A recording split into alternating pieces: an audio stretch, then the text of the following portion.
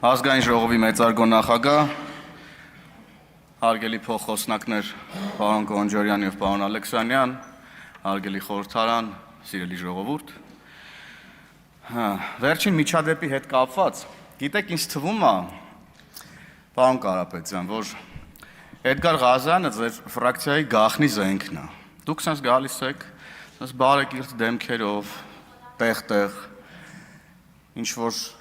թեմաներից եք խոսում, կառուցողական եք փորձում երևալ եւ ահա հայտնվում է ձեր գաղտնի զենքը, գաղտնի պլանի մի մասը, ամենայն հավանականությամբ կամ ավելի ճշգրիտ ձեր ֆրակցիայի մարտագլխիկը, ով խայտարակ անդաստիրակ եւ լկտի է իրան պահում, ոչ միայն ազգային ժողովի դահլիճում, այլ առհասարակ։ Բայց ձեր մարտագլխիկը ուզում եմ ձեզ ասեմ, որ ձեր քաղաքական առաջնորդների կառավարման տարիների պես հնացած են եւ պետքա դուրս գրվեն կիրառումից։ Կիրառման ժամկետը վաղուց ավարտված է ձեր մարտագլխիկի, եթե երբևէ ինքը կիրառման որևէ ուրեմն ժամկետ ունեցել է։ Եվ գիտեք ինչ կախի է ինքը իրան տենց պահում առհասարակ։ Որովհետեւ դուք ձեր ցուցակ եք վերցրել հայ զինվորի մահը ցանկացող մարդուն, որևէ կերպ չեք դատապարտել նրա հայտարարությունը, հələ մի բան էլ ձեր խոսքով նրան տվել եք չափավոր ազատություն, դուք ֆրակցիայի անունից ներողություն չեք խնդրել, բա դրա համար էլ նա իրան պետք է այդպես պահի։ Եվ քանի որ դուք դեռ ներողություն չեք խնդրել հայ զինվորի մահը ցանկացող ձեր падգամավորի համար, մենք մտածում ենք եւ մտածելու ենք, որ դուք միտումնավոր դա չեք անում, որպեսզի ուրեմն քողարկեք ձեր գաղտնի պլանը, ինչի համար որ հայտնվել եք ուրեմն ազգային ժողովում։ Եվ անցնելով թեմային, ես ողջունում եմ բնականաբար պարոն Խանդոյանի թեկնածությունը, կարծում եմ, որ լավագույնս պարոն Խանդոյանը կիրականացնի հանձնաժողովի նախագահի իր պարտականությունները եւ այս տարիների ընթացքում մեծածավալ աշխատանք է իրականացրել թե պարոն Խանդոյանը, թե արտաքին հարաբերությունների հանձնաժողովը, թե արտաքին գործերի նախարարությունը, թե արտաքին բլոկի մեր բոլոր գործընկերները եւ այստեղ մի արտահայտություն հնչեց վերջին ելույթում, ասում է պետությունը ոչ մի իշխանության սեփականությունը չի։ Մեր քաղաքականության արդյունքում Հայաստանի Հանրապետությունը ժողովրդի իշխանության սեփականությունն է։ Հայաստանի Հանրապետությունը ժողովրդի սեփականությունն է, այն սեփականությունը, որի տարածքային ամբողջականությունը դուք ուժեղ Հայաստան խմբակցության ներկայացուցիչներ, Հայաստան խմբակցության ներկայացուցիչները չեն ճանաչում։ Հայաստանի Հանրապետությունը տարիներ շարունակ եղել է թակարդի մեջ, եղել է մշուշի մեջ։ Մենք անցել ենք այդ թակարդի միջով, մենք ինքներս անցել ենք այդ մշուշի միջով եւ հասել ենք մի կետ, երբ որ հայկական դիվանագիտությունը, ինչպես 100-ամյակներ առաջ, 100-ամյակ առաջ այլ երկրների ընդունարաններից, ընդունարանի դռնից առաջ չէր գնում։ Այսօր Հայաստանի Հանրապետությունը դարձել է միջազգային քաղաքականության կենտրոն։ Այստեղ միջազգային նշանակության իրադարձություններ են տեղի ունենում, պատմական իրադարձություններ են տեղի ունենում, որը Հայաստանի Հանրապետության ինքնիշխանության մասին է, որը այն մասին է, որ Հայաստանի Հանրապետությունը ժողովրդի սեփականությունն է։ Եվ սրան մենք հասել ենք մեր արտաքին քաղաքականության շնորհիվ։ Համբերատար լինելու, լռելու, բղավելու, կռվելու շնորհիվ ենք հասել մենք սրան։ Պարոն Կարապետյան, իսկ դուք չեք ճանաչում այդ հանրապետության սուվերեն տարածքը։ Մենք մեր արտաքին քաղաքականության շնորհիվ հաղթահարել ենք Հայաստանի Հանրապետության գոյատևման խնդիրը։ Մենք գոյաբանական հարցերի առաջ ենք կանգնած եղել։ Այսօր այս խորհրդարանը պետք է ապահովի Հայաստանի Հանրապետության հարատևումը, որովհետև եթե ժամանակին քաղաքացին մանդատ էր տալիս, հեղափոխական մանդատ էր տալիս, հետո հետ պատերազմյան իրավիճակով պայմանավորված մանդատ էր տալիս, հետո քաղաքական ճգնաժամով պայմանավորված մանդատ էր տալիս, այսօր Հայաստանի քաղաքացին մեզ քաղաքացիական պայմանագիր խմբակցությանը տվել է խաղաղության մանդատ։ Եվ մենք տեր ենք կանգնելու մեր քաղաքացիների մեզ տրված խաղաղության մանդատին։ Տեր ենք կանգնելու մենք այդ մանդատին, ինչպես քաղաքացին տեր է կանգնել խաղաղությանը եւ մեր հարատևման գլխավոր նախադրյալներից մեկը բնականաբար թրիփն է եւ խաղաղության համաձայնագիրը։ Այն թրիփը, որը դուք անվանում եք Միջանցք։ Դուք, պարոն Կարապետյան, երեք հայտարարում եք, որ երեք էր թե առաջ օր էլ կարևոր չի, ասում եք դե Միջանցք չի, դա ճանապարհ է, ես ողջունում եմ այդ հայտարարությունը, բայց առնվազն այս տարվա սկզբին դուք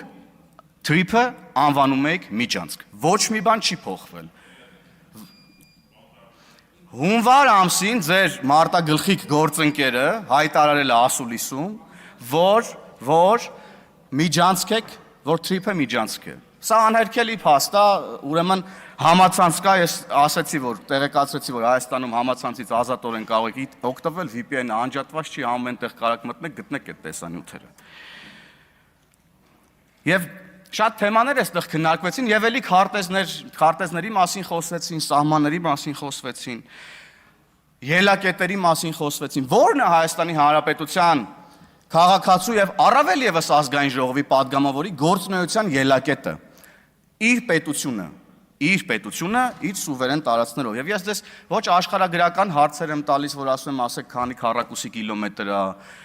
ոչ փորձում եմ ինչ-որ պերֆորմանսներ անել եւ այդպես շարունակ, երբ որ ձեզ մեր պետության քարտեզն եմ նվիրում։ Ես ուզում եմ տեսնեմ դուք այդ ինչու չեք ընդունում Հայաստանի Հանրապետության սուվերեն տարածքը։ Կարող է Հայաստան դաշինքի պես պատկերացնում եք Հայաստանը միութենական պետության կազմում եւ այդտեղ ուրեմն ճշգրիտ թվերի հետ կարող է խնդրեմ ունենաք։ Կարող է դուք այլ նկրտումներ ունեք եւ էլի այդ թվերի հետ կարող է խնդրեմ ունենաք։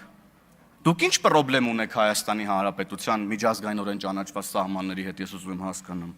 Որն է այդ խնդրեմը։ Կարող է ասածս պատճառներով։ Եվ այստեղ երեք Վարդևանյանը ասում է. «Մի կռվեք Արարատի հետ»։ Արարատի հետ ոչ մեկ չի կռվում։ Արարատը մեր, ինչպես պարոն Վարդևանյանն իր ելույթում ասում էր, բիբլիական սարն է, մեր խորհրդանիշն է եւ այլն եւ այդպես շարունակ։ Բայց Արարատը իր գեղեցկությամբ, այն տեսարանով, որը հնարավոր է, այն Արարատը, որը մենք տեսնում ենք 29743 քառակուսի կիլոմետր Հայաստանի Հանրապետության տարածքից, եւ եթե մենք չընդունենք մեր սուվերեն տարածքը, ինչ որ մի օր կարող է մենք հայտնվենք Արարատի հակառակ կողմում, որտեղ Արարատը ընդհանրապես գեղեցիկ չի։ Մենք ասում ենք, որ պետք է ապահովենք Հայաստանի Հանրապետության սուվերենությունը, որպեսզի ունենանք մեր բիբլիական սարին նայելու մեր հավիտենական հնարավորությունը, որպեսզի ունենանք մեր սուվերեն տարածքը աթոռը դրա վրա դնելու եւ նկարելու Արարատը։ Սրա մասին ենք մենք խոսում։ Իսկ դուք խոսում եք մի իրավիճակի մասին, երբ որ մենք կարող է կորցնենք Արարատը տեսնելու մեր հնարավորությունը։ Այստեղ է մեր ու ձեր տարբերությունը։ Մենք ամեն բան արել ենք, որ չկորցնենք մեր խորհրդանիշները, որ վերաիմաստավորենք մեր խորհրդանիշները, որ սիրել տանք մեր քաղաքացուն, մեր խորհրդանիշները եւ մեր պետությունը։ Իսկ դուք ասում եք գնացեք սիրեք ուրիշը, գնացեք սիրեք հերուն, գնացեք սիրեք անհնարինը, գնացեք սիրեք չգիտեմ ինչը։ Դուք դա եք ասում մեր քաղաքացիներին այսօր, երբ որ չեք ասում, որ Հայաստանի Հանրապետությունը 29743 կիլոմետր է եւ մենք տեր ենք այդ 29743 կիլոմետրին։ Ասում եք մենք ունենք տարաձայնություններ բանի հարցում, ուրեմն քարտեզի եւ եկեղեցու հարցում։ Հա, ունենք այստեղ տարաձայնություններ, որտեղ մենք ուրեմն եկեղեցու կողքին ենք եւ չենք ընդունում կուսակրոնության ուխտը խախտած ուրեմն եկեղեցականներին, դուք ընդունում եք։ Էսա մեր տարբերությունը, մենք ընդունում ենք Հայաստանի Հանրապետության սուվերենությունը, դուք չեք ընդունում։ Էսա մեր տարբերությունը եւ սա անկյունակարային տարբերություն է։ Էլի եկել հին թեմաներից եք խոսում, ցեղասպանություն, ուրացում եւ այլն եւ այդպես շարունակ։ Գործընկերս Եղոյանը հարցնում ասում է, բա ինչքան գումար է ծախսվել ցեղասպանության ճանաչման գործընթացի վրա։ Ես հակառակը կասեմ, բա ինչքան փող եք աշխատել ցեղասպանության ճանաչման գործընթացի ժամանակ, մոնետիզացնելով ցեղասպանության ճանաչման գործընթացը, նույն ձև մոնետիզացնելով Արարատը։ Էս է եղել, ուրեմն ձեր քաղաքական առաջնորդների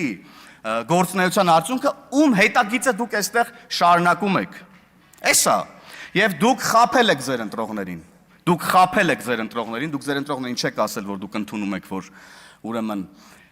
քաղաքացի Ներսիսյանը զավակ ունի, դուք ուրեմն չեք ասել, որ դուք թրիփը համարում եք ճանապարհ, դուք չեք ասել, որ ստում եք 300,000 ադրբեջանցիների թեմայով եւ այլն եւ էլ չեմ խորանում ուրիշ թեմաների մեջ։ Դուք խաբել եք ձեր ընտրողներին։ Եվ այդ խաբեության արդյունքում էլ հələ մի հատ էլ այդ մարտագլխիկին բերել եք ազգային ժողով, պարոն Խանդանյան,